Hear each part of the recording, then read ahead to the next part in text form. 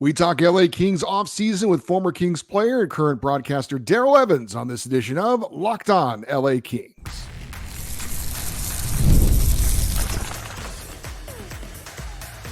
You are Locked On Kings, your daily podcast on the Los Angeles Kings, part of the Locked On Podcast Network, your team every day.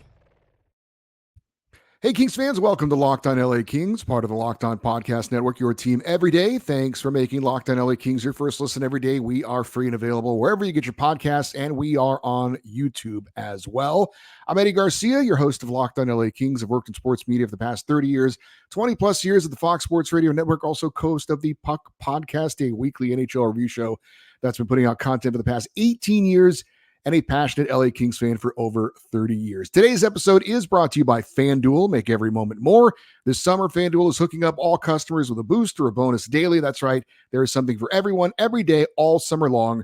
Visit FanDuel.com to get started. It is a Wednesday show, and as usual, we have a special guest to join us, and we're very happy to welcome back to the show longtime friend of the show and longtime broadcaster for the LA Kings, Daryl Evans. You can follow him on Twitter or X at Daryl Evans 15. Hey, Daryl, how are you?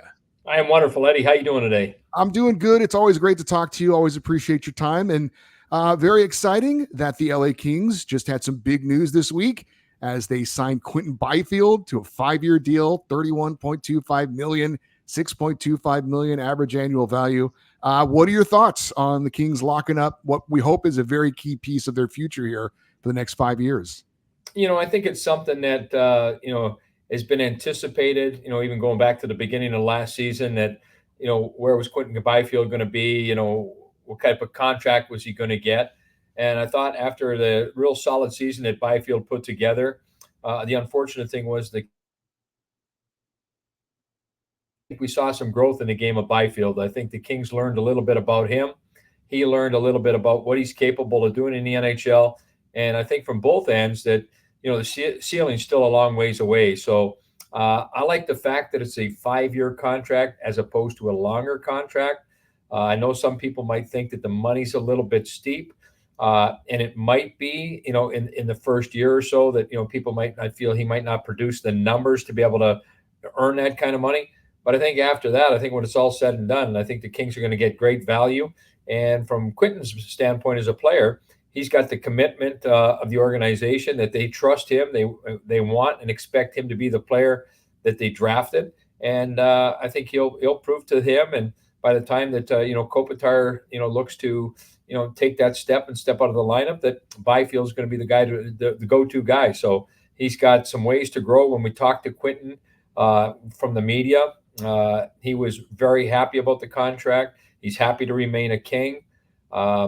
I think, he and I think the Kings, everybody's looking, especially now with Dubois gone, that he's going to take on his own line. He's going to go back to the middle of the ice, his natural position. And he knows he's got some room to grow there. He made a lot of comments about playing with Anze Kopitar, what a mentor he has been for him.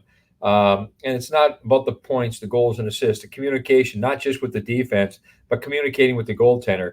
And he learned so much playing with a guy like Kopitar. And Adrian Kempe. So I think the transition should go smoothly for him. Again, you look at Byfield, just 21 years of age, so much talent. He's still going to grow physically. Mentally, he's going to continue to grow as well. And I think he's got a great foundation underneath him as he enters this 5-year deal. Obviously a big step forward, as you mentioned last year, with 20 goals and 55 points. You don't want to put too much on him, but at the same time, the Kings obviously invested a lot in him now with the contract, using the number 2 overall pick on him. But you talked about it. How much better can he be, do you think? Well, I don't know if we really understand that yet. I think we're going to get a little bit better indication this year as he moves back to that, to that middle position.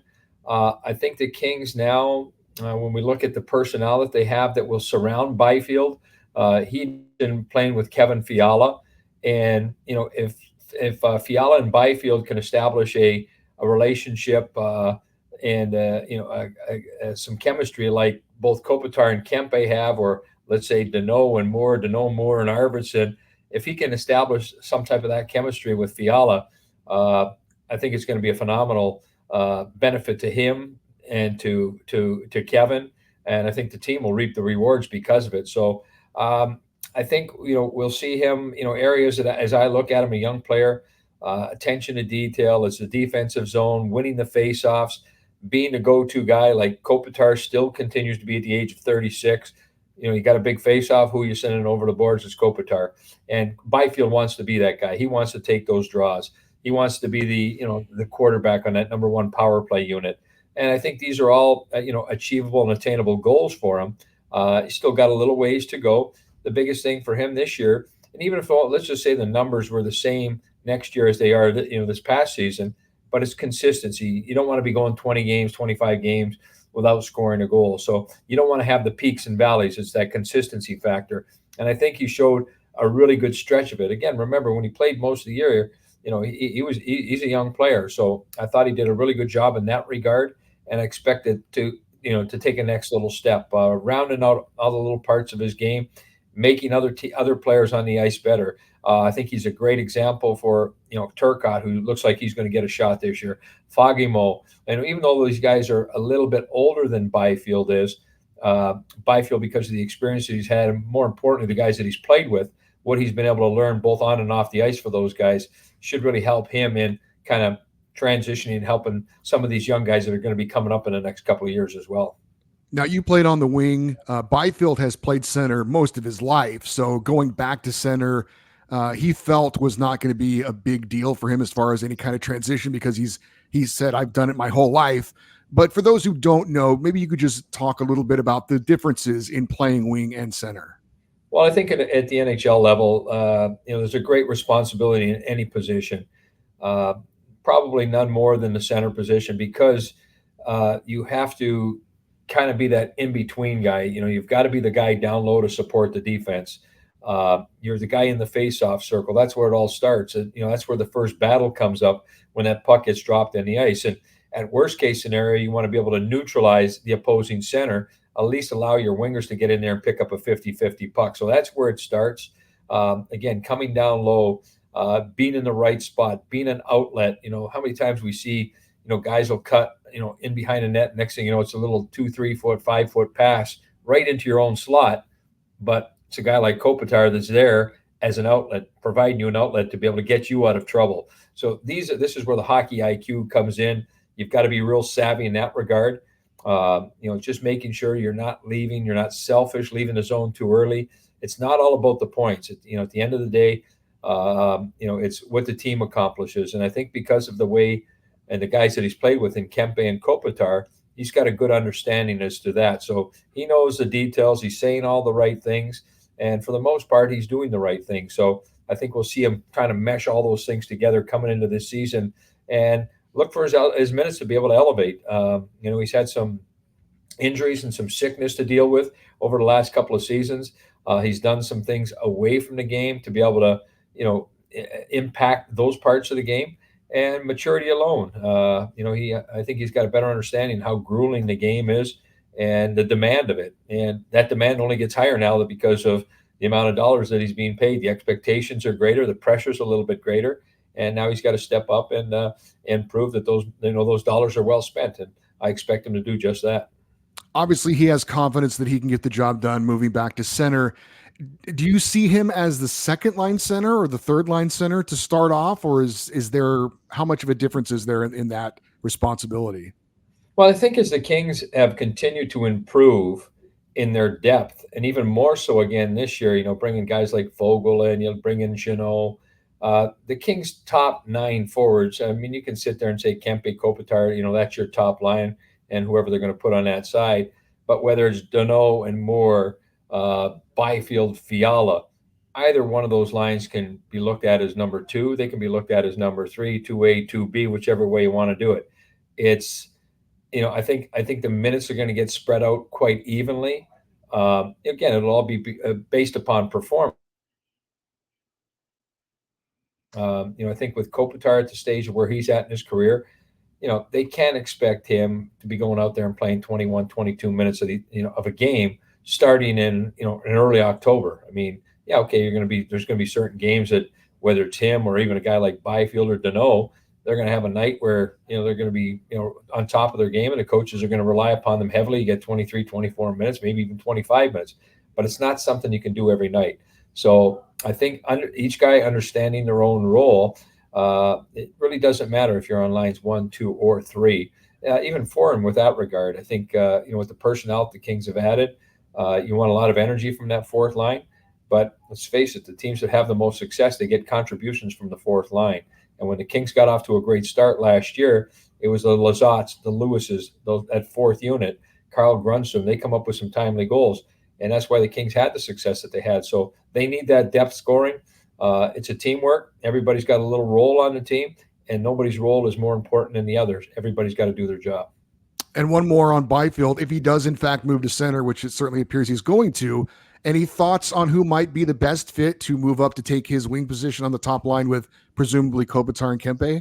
Yeah, I think that's something that, that they'll explore. I think, instead of trying to, just pinpoint who that person might be, again, with, Jim Hiller, now at the helm, in a full-time basis, he, I think, will, kind of, shuffle the cards a little bit, so to speak, take a look where he's at. I'm sure during the preseason we're going to see, or even training camp, we'll see some different combinations that'll be put together with the new guys, like Fogle, Jeannot in particular up front. Where does a guy like Fagemo fit in? Only time will tell. But as they start to piece the guys together, then we'll start to see where it is. But I think there's probably a few guys that could be candidates for that. We even saw late in the year last year that Laferriere played on some shifts with Kopitar and that. So they might try something like that. Only time will tell. But I think it's a little bit too early to speculate as to who they expect to go in. There might be a couple of guys that'll go in on auditions and see how it works out. All right, we'll talk more about next season and get into some of the offseason additions for the LA Kings. We'll do that next here on Locked on LA Kings, your team every day. Hey, I love sports. I love them so much. I never want them to stop, but FanDuel lets me keep the sports going whenever I want. All I have to do is open the app, dream up any bets that I'm in the mood for. Baseball, golf, soccer, NASCAR. Never too early to get in bets as well on your favorite NFL team for the upcoming season. Now, I know what you're thinking. Sports betting is not yet legal in California. However, you can still sign up at FanDuel, browse the latest betting odds for your favorite sports and teams on the Sportsbook app, and get in on the action from anywhere with their free games featuring real cash prizes. And this summer, FanDuel is hooking up all customers with a boost or a bonus daily. That's right. There is something for everyone every day all summer long. So head over to FanDuel.com/lockedon and start making the most out of your summer. FanDuel, the official sports betting partner of Major League Baseball. All right, we continue with Daryl Evans, who played parts of 4 seasons with the LA Kings and has been a part of their broadcast team since 1998. And Daryl, I talked about it on our show yesterday. The Kings have some key younger players other than Quinton Byfield, 25 years of age or younger, that are likely going to get a chance to be full-time NHL players next season. You mentioned Alex Laferriere, Akil Thomas, Alex Turcotte, Jordan Spence, maybe Arthur Kaliev, and of course Brandt Clark. Of any of those players, are there one or two that you think has a chance to make a big contribution next season? Yeah, I think, the one that you probably hope for the most, and in hoping probably expect the most from too, and that's probably Brandt Clark back on the blue line. I think he brings some intangibles to the game that the Kings don't have in their lineup. He's a special player, sees the game in a different way, very creative. And he's one of those guys that I think makes his teammates better players by putting him in a better position. He's got a lot of deception in his game. He's got to continue to keep getting stronger. The pace of the game. He's had a decent enough sample size from playing games a couple of years ago, playing this past season, and then playing in the American Hockey League. The ups and downs, the roller coasters and peaks and valleys and all those things to go through. So I think this year he comes in with an understanding that this is his job to lose now. And I think he can have a big impact on the hockey club. I know the Kings are a team be consistent and create more offense. I think because of his style of play, he can bring that. And the way the Kings have set themselves up on the left side now on the blue line with guys like Mikey Anderson, obviously, that's played pretty much his entire career with Drew Doughty, But you bring in, England last year, and then now you bring in Edmondson, Mo Verara. These guys are stabilizing factors on the left side, and that should allow a guy like Clark to be able to grow and play his game. Gavrikov, he would be a good partner who's been with Matt Roy. You put him on the ice, with a guy like with Clark. Clark can really utilize his skills and assets to their highest level. So I expect him to impact Jordan Spence. Even though he didn't have a lot of production offensively last year, I would expect him to do that as well. Laferriere, a lot of times in that second year, guys have a little bit of a drop off. I don't really expect to see that from him. He's got great work ethic, and he's very receptive as to taking direction from the coaches, from his teammates. So I'm curious to see where his game goes. And then the other guys that the Turcottes, the Foggy Mo and Akil Thomas, it's their they're going to be given opportunities that they may not see again in their career. So I expect them to play with some desperation and urgency. And again, doesn't mean necessarily going out and putting up the big numbers, but play a responsible game, play physical. They're mature. They've got a few years under their belt now, and they should be able to deal with the highs and lows of the game to be able to become part of this team, the cloth of the team, and help them take that next step. Kings made 3 additions from the outside, bringing them in. You've mentioned their names, each of them, Warren Foegele and Tanner Jeannot, a couple of forwards, and defenseman Joel Edmondson. What do you think these guys in general bring to the Kings? Well, I think right off the top, I think it's a message from management, coaching staff, ownership that, not happy with the way things have gone the last few years. Playing the same team, being the Edmonton Oilers in the playoffs for the last 3 years and coming up short each time. Why did they come up short? Where did they come up short? So I respect the organization for kind of digging their heels in and say, okay, if we don't change if we don't change the process, how can we expect a different result? So they've attacked it with adding a little bit of size, a little bit of physicality.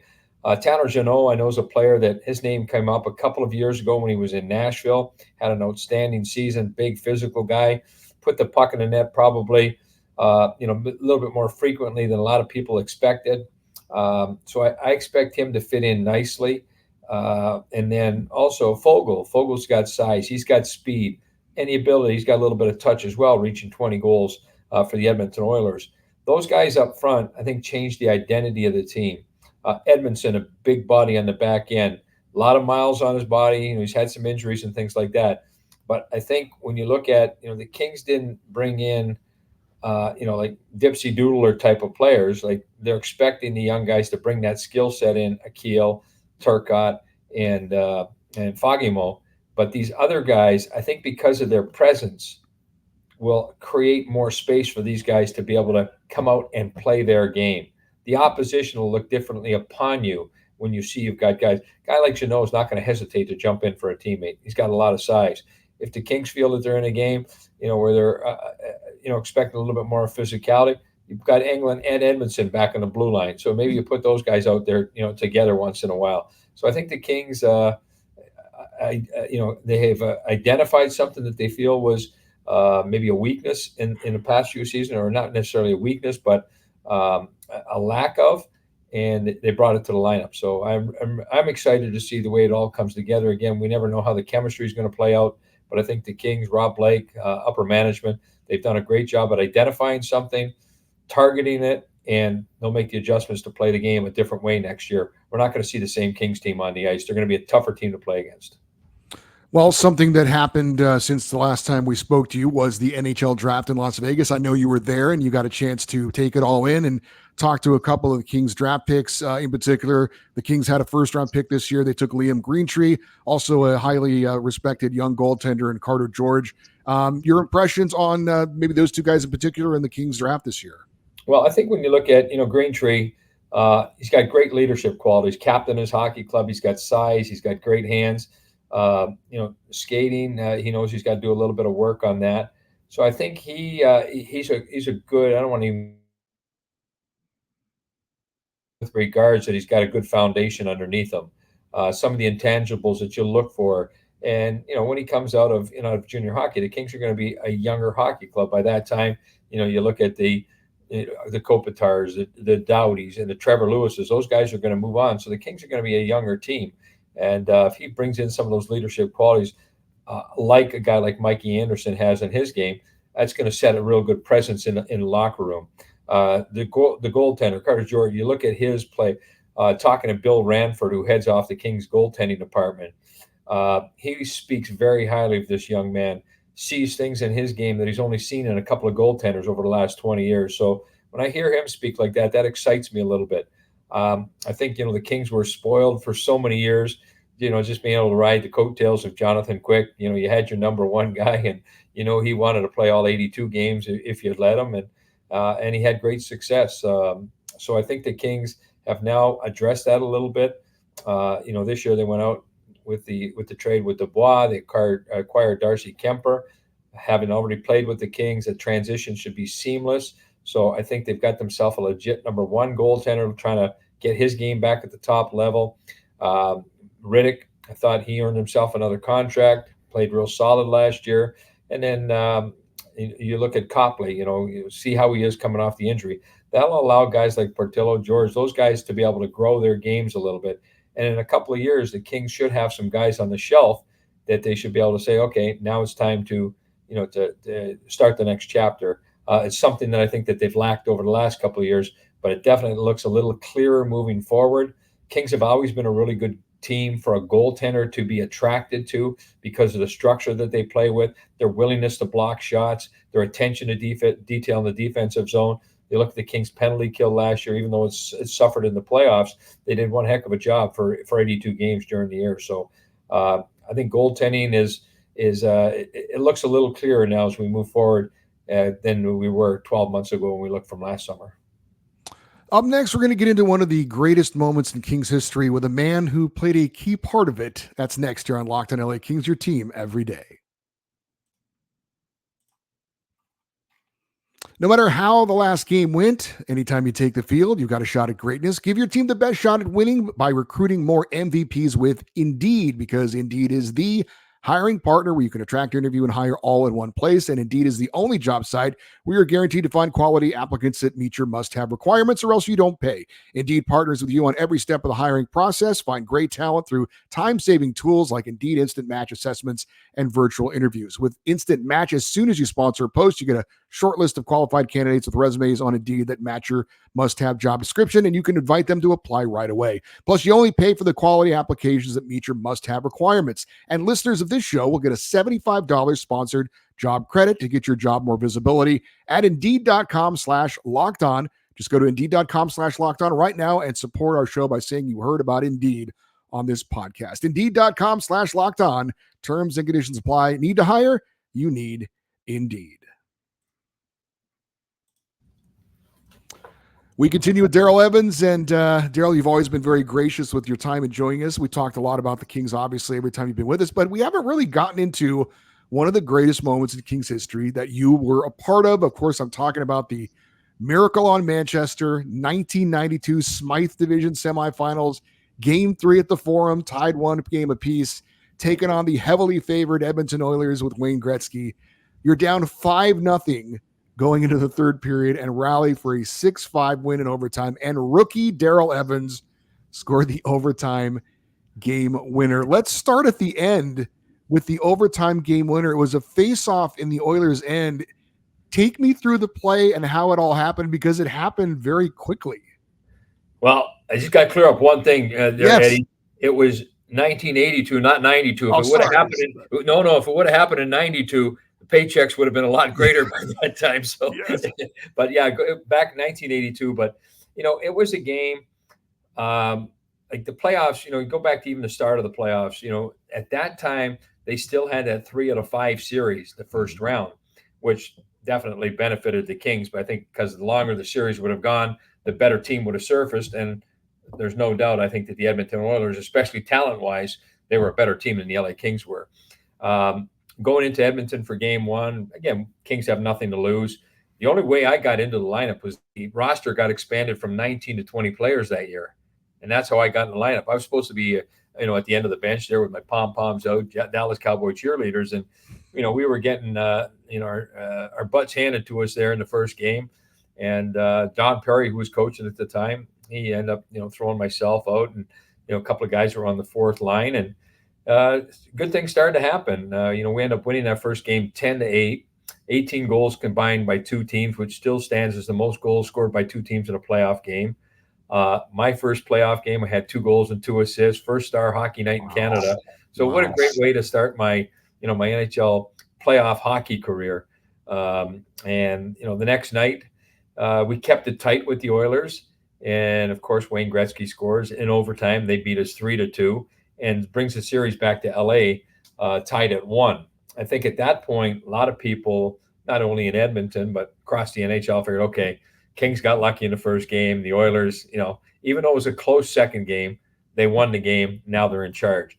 And the way Game 3 started in LA, they jump out to a 5-0 lead. And it sure looked like everybody was on track in the way that we're thinking. Our approach going into the third period, down by 5, was let's go out and win a period. We owe it to our fans. They'd only seen us play 2 periods of hockey so far, and we were down 5-0 in those 2 periods. Albeit we won the game in Edmonton, but we owed them some good hockey. Jay Wells scores early in the period. By the middle of the period, we're down by 5-2, so it's respectable, but still a long way to go. Gary Unger takes a 5-minute major penalty, so we got a power play the rest of the game. At 9:56 of the third period, myself along with 4 of my teammates, we get thrown out of the game. We get 10-minute misconducts because of that dancing rule they used to have when there was a scuffle on the ice. If there was a fight going on, if you hung around and you paired off, they give you 10-minute misconduct. So we all went to the locker room, everybody that was on the ice, and we were listening to the rest of the game, from the locker room. And it just seemed like, the game was going to go on. The Oilers were going to win. We made it respectable, and we just started to peck away. And then I remember in the last minute, all you could hear is, Dion with the puck, Dion this, Dion that. And we knew the clock was winding down. And, then the shot from up high, and, Steve Bozak, putting the rebound in and tying the game with 5 seconds was magical. The guys that were in the locker room, we were ecstatic. We embraced the guys when they came in. And I remember just saying, to my teammates, I hope I can get a chance, get a shot in overtime, to play in the game, be something special. And we started off the overtime period in the penalty box because we still had 4 seconds left. And when we stepped out of the box at the first whistle and we were on the bench, and I remember the play that led up to the faceoff in the Oilers zone, I'm not sure which player for the Kings dumped the puck in, but Grant Fuhr stopped the puck, and instead of keeping it in play, getting it off to the defense, he elected to hang on to it, which created an offensive zone faceoff for the Kings. And Don Perry's looking around the bench. He goes, all right. He goes, Bozy, Smitty. So he threw 3 rookies on the ice at the same time. Now, at that time, on the faceoff circle, there was only one hash mark. So both players stood right beside each other on the hash mark. And, of course, back in the 80s, stick was in the ribs, elbow was in the chops, and, you couldn't get away from a guy. So I don't know what it was about me, but I was playing my off wing. Doug Smith, a right-handed center, was going to be drawn back over to my side. So I stepped about 2-3 feet away off that hash mark, which allowed me to, if he did win the faceoff, I'd be able to get a clear shot without having a stick in my stomach. Kevin Lowe was the player that I was up against there. And, when I backed away from him, of course, he couldn't reach and touch me where I was. Doug Smith, wins the drop perfectly between his legs, and all I do is go towards that puck and just hammer it as hard as I can towards the net. It took 2 seconds, just over 2 minutes into overtime, and then the rest was history. That was, that capped the victory in that game for, the greatest comeback in Stanley Cup playoff history. 2 nights later in LA, again, the Oilers, they beat us. The score was 3-2. And there was really not much of an expectation for this series to go 5 games. Both teams flew on the same charter going to Edmonton for Game 5. Quietest plane ride I've ever been on. And, we went on to win the game 7-4. And it was ironic that the Oilers, I think that was the year that they set the record for the most goals and this and that. Gretzky had 92 goals that year and 203 million points or whatever it was. Won 7-4 and we won 10-8. They won the 2-3-2 games. So it was ironic that, that we won the high scoring games and they won the tight checking games. And but I think it was probably the greatest thing that ever happened to that team. It was that one step backwards for the Oilers, and then they went on to win Stanley Cups after that, like nobody's business. But what a series it was, and what a great way to start my NHL career. I led the team in scoring that year in the playoffs, and it was special, something I'll never forget, and something I've really learned to appreciate more and more as my career goes on.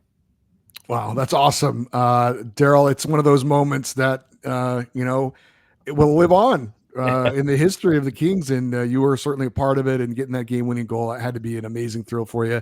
I could listen to you tell stories about that, and sharing the plane ride back to Edmonton and things like that are just so very interesting. So thanks for sharing a little bit of that, and always thank you so much for giving us some of your time. We'll see what the next season brings for the Kings. I'm sure we'll talk to you again before the season gets started, but always appreciate your time. Thanks for sharing some of that, those memories with us, and we're looking forward to talking to you again down the road. Look forward to it, Eddie. Always a pleasure coming on with you. Keep up the great work. You're doing an amazing job. And I think we got some good days coming up for the Kings. I know we've said that for the last couple of years, but I think it's time now that the Kings take that next step, especially with Kopitar and Doughty getting down to, at the end of latter part of their careers. There's a desperation and urgency for them to win. And I think they're going to draw the rest of the guys into the battle to pull them into that fight and have success in the postseason coming up here in 225. Well, certainly hope so. Again, he's Daryl Evans. You can follow him on Twitter or X or Twitter at Daryl Evans and at Daryl Evans 15. And of course, looking forward to him and Jim Fox and Nick Nixon on the calls of the Kings games coming up next season. Thanks again, Daryl. Have a great one, Eddie. Take care. All right, you too. That was Daryl Evans. Hope you guys enjoyed that. Especially love the stories at the end about the miracle on Manchester. Hey, for you everydayers, those of you that listen and watch Locked On LA Kings every day, don't forget on Friday, we have our Kings fan feedback show. Your thoughts on the Quentin Byfield contract. You can talk about some of the younger Kings players that get a chance you're excited about seeing next year. Maybe you have some memories of the miracle on Manchester you want to share as well. You can do that. Send an email, lockedoneddie@gmail.com. And also you can leave your comments on the YouTube episodes as well. And if you want to stay interactive with us on social media, on X, on Twitter, on Instagram, we are at Locked On LA Kings. I'm Eddie Garcia. Thanks as always for listening and watching this episode of Locked On LA Kings, part of the Locked On Podcast Network. Your team every day. Have a great rest of your day. We'll talk to you tomorrow. And as always, go Kings, go.